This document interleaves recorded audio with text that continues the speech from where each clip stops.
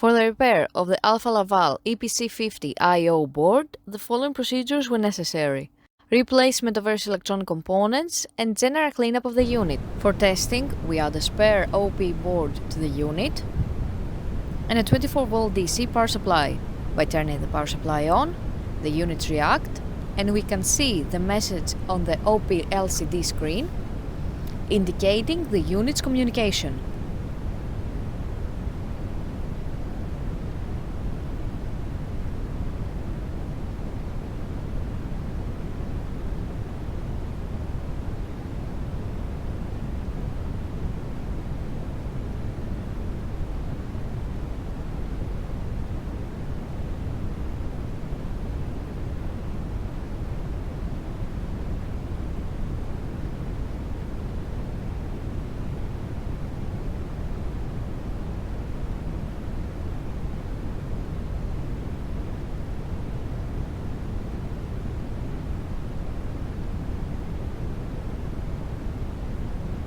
No further testing is possible due to lack of additional units.